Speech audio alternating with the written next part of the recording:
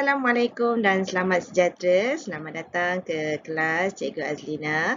So, kali ini Cikgu akan mengajar kamu subjek reka bentuk dan teknologi tahun 6. Objektif bagi pembelajaran pada hari ini ialah mengenal pasti sistem asas elektromekanikal. Mana ada 3 sistem asas. Yang pertama ialah motor dan gear. Okey, motor dan gear. Yang kedua, motor, takal dan tali sawat. Dan yang ketiga, motor, gegancu dan rantai. Okey, kriteria kejayaan pula. Okey, nombor 1, murid boleh mengenal pasti satu sistem asas elektromekanikal. Okey, nombor 2, mengenal pasti projek elektromekanikal yang hendak dibina.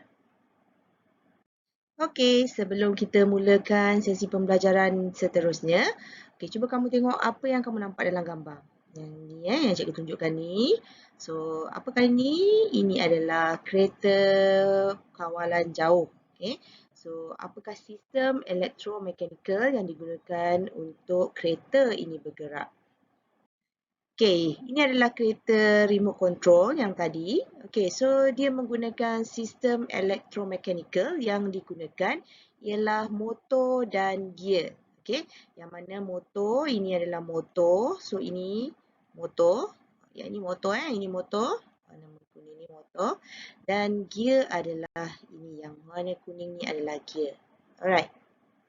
Okey, apa itu elektromekanikal? Okey, elektromekanikal ni adalah gabungan antara komponen-komponen mekanikal bersama dengan komponen elektrik dan elektronik. Okey, kita pergi kepada sistem asas elektromekanikal ni terbagi kepada 3. Yang pertama ialah motor dan gear. Ini adalah kereta mini, contoh dia adalah kereta mini iaitu kereta kit model yang kita gunakan masa tahun 5 dulu. Yang kedua, contoh dia adalah mesin air batu. Okey, seterusnya nombor 2, motor, takal dan tali sawat. Okey, contohnya adalah kereta kabel, kren dan kren pembinaan. Okey, yang ketiga, kita ada motor, gegancu dan rantai. So ini contoh dia adalah basikal elektrik, kereta kebal dan motosikal. Seterusnya kita tengok sistem asas elektromekanikal, motor dan gear. Okey, yang pertama kesemua kit model kereta ke bas ke yang kita belajar masa tahun 5, dia menggunakan motor dan gear sebagai sistem asas pergerakan dia. Okey, kedua, apabila motor mendapat tenaga elektrik daripada bateri, motor akan menukarkan tenaga elektrik ke tenaga kinetik, okey, untuk pergerakanlah. Seterusnya, ia akan memusingkan shaft pada motor yang disambungkan dengan gear. Kemudian, gear-gear yang dipasang secara bersentuhan akan berputar dan seterusnya menggerakkan gandar. Yang kedua ialah motor, takal dan tali sawat. Okey, motor akan berfungsi setelah mendapat bekalan elektrik sama ada daripada elektrik atau tenaga solar. Okey, yang kedua, apabila motor dihidupkan, takal pada hujung motor akan turut berputar. Okey, so apabila takal pada motor berputar, ia akan memindahkan kuasa putaran tersebut kepada tali sawat yang menghubungkan takal kedua. Okey, seterusnya, sistem inilah yang digunakan pada kebanyakan kereta kabel di mana takal akan bergerak dan berpusing di atas kabel. Okey, yang ketiga, motor, gegancu dan rantai. Okey, di mana kita ada, ini adalah rupa gegancu. Yang ini kalau kamu tengok cikgu tandakan, ini adalah gegancu pemacu yang bulat kecil ni, yang ada gigi-gigi ni.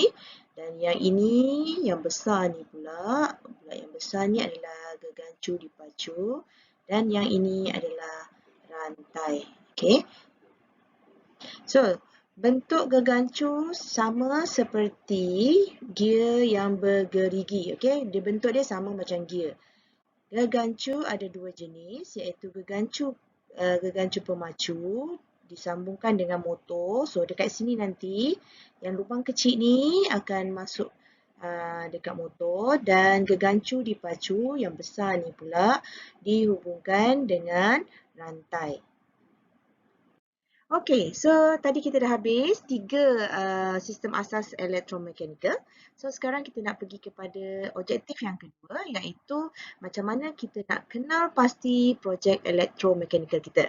Okey, kita kena kenal pasti apa projek yang dihasilkan boleh dipilih sama ada kita nak gunakan motor dan gear saja atau kita nak gunakan motor, takal dan tali sawat ataupun kita nak gunakan motor, gegancu dan rantai. Okey, so saya hanya berdasarkan pada buku teks. So daripada buku teks kita akan mempelajari penghasilan projek yang menggunakan sistem asas pergerakan motor dan gear. Okey, maknanya kita hanya akan gunakan yang ni je lah, motor dan gear sahaja. Okey. So tajuk penghasilan projek kita pada kali ini ialah palang keselamatan. Okey, saya pasti semua orang kenal apa itu palang keselamatan.